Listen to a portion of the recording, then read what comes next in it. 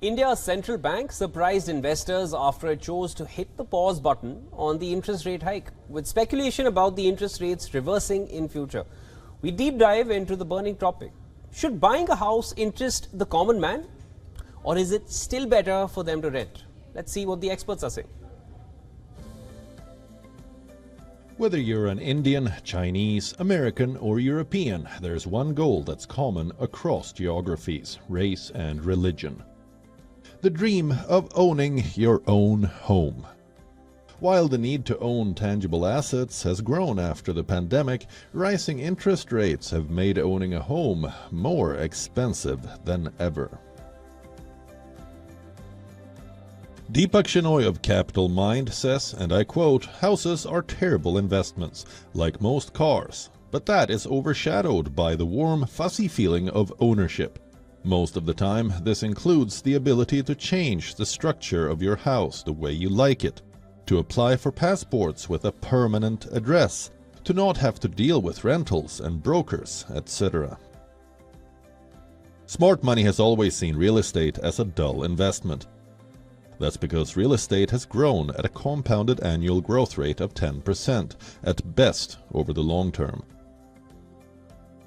Compare that to 12 to 18% returns on equities. The incentive to buy a house seems less lucrative to build wealth. Rental yields are not attractive either. Yields globally peak out at around 3 to 4%. Again, not a very attractive yield, especially if you were financing your purchase with an interest rate higher than 5%. Renting is the lifestyle choice of the millennial now, and changing that behavior could be hard for property developers. But rental trends in the world's hottest property markets is offering developers a ray of hope.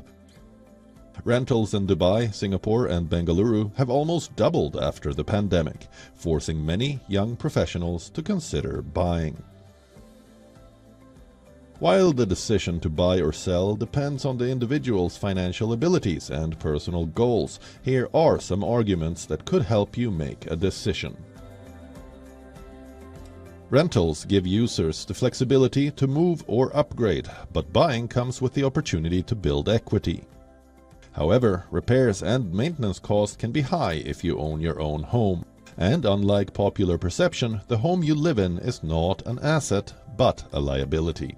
If you're wondering why, that's because most home buyers tend to take on larger financial leverage than they should.